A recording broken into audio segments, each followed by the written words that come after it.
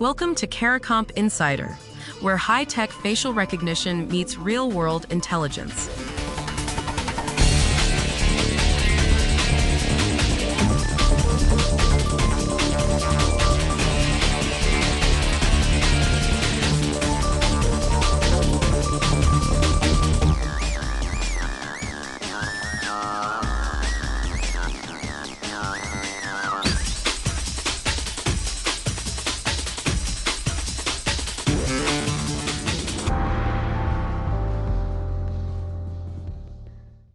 A 250,000 Americans filed complaints about AI voice cloning scams in just the first 3 months of 26.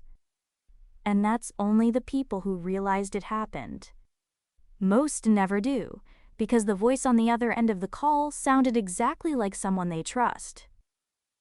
If you've ever left a voicemail, posted a video, or recorded an Instagram story, your voice is already out there. And right now, free tools available online can turn a 3-second clip of you speaking into a synthetic copy of your voice. That's not a hypothetical, that's the current state of the technology. If that makes your stomach drop, good, that means you're paying attention.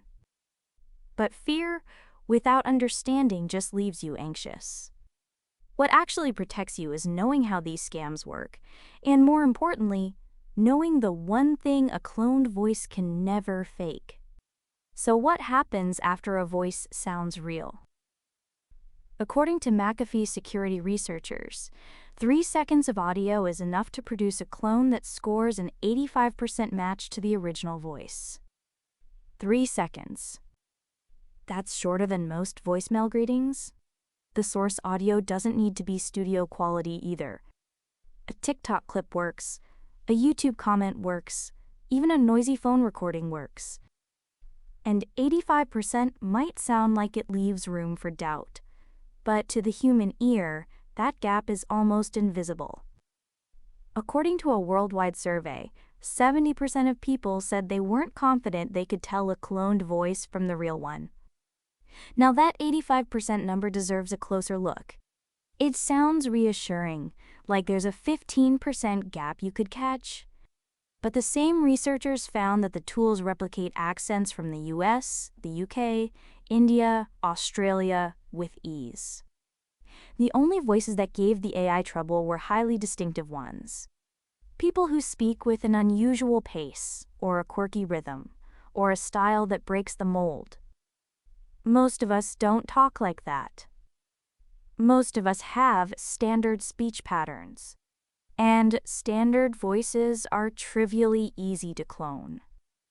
So the people most at risk are the majority, not the exception.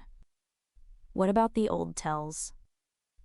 A few years ago, you could catch synthetic speech by listening for emotional flatness, or weird audio glitches, or robotic hesitation. People who trained their ears on early deepfakes learned to spot those cues. The problem is the technology didn't stand still. In 26, synthetic voices replicate breathing patterns. They mimic emotional inflection.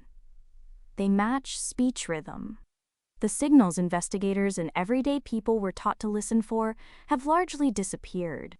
Audio detection alone is no longer a reliable defense. That's true whether you're a fraud analyst reviewing a recorded call or a parent who just got a panicked voicemail from someone who sounds exactly like your kid. So if you can't hear the difference, what actually stops the scam? The answer is something I can synthesize private knowledge. A cloned voice can perfectly replicate how your CEO sounds. It can nail their tone, their cadence, their accent. But it cannot answer a question only the real person would know. A pre-established safe word, a shared memory, a callback to a verified number. These are behavioral checks, not acoustic ones. And they work because they test identity through knowledge, not through sound.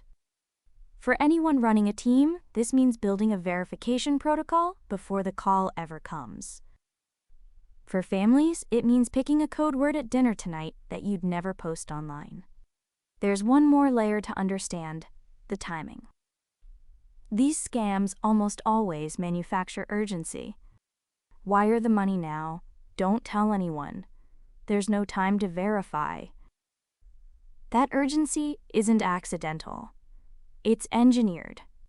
The scammer knows that verification takes about 30 seconds. An independent callback, a quick question, a pause to think. The entire attack is designed to prevent that 30-second pause. According to industry data, deepfake phishing attacks surged by over 1,600% in the first quarter of 2025 compared to the previous quarter. That explosion didn't happen because the fakes got harder to detect. It happened because urgency keeps working. And about 53% of people share their voice online at least once a week, giving attackers a constant supply of fresh material. The article uses an analogy that lands perfectly. Imagine a fingerprint scanner on a door. It matches prints flawlessly. But it can't tell the difference between a real finger and a high-quality latex mold. The scanner is doing its one job perfectly, and it's still solving the wrong problem. A cloned voice is that latex mold. It matches the pattern. It does not prove the person. According to Gartner, 30% of enterprises will find standalone identity verification unreliable by 2026. That prediction has already come true. And multi-factor authentication, combining voice with a second check like a callback or a knowledge question, reduces voice fraud risk by over 70% in enterprise settings. Voice familiarity and identity verification are two completely different things. We've spent our whole lives treating them as one. That's the gap these scams exploit. So, 3 things to carry with you. First, any voice can be cloned from a few seconds of public audio. Second, you probably can't hear the difference anymore, and that's not your fault. Third, the only reliable defense is a verification step that tests knowledge, not sound, a safe word, a callback, a question only the real person can answer. Whether you're protecting a company or protecting your family, the rule is the same. Never let urgency skip the pause. The full story's in the description if you want the deep dive. Now you know something most people in this industry don't. Use it. And when you're ready to put it to work, Caracomp.com. We'll see you tomorrow.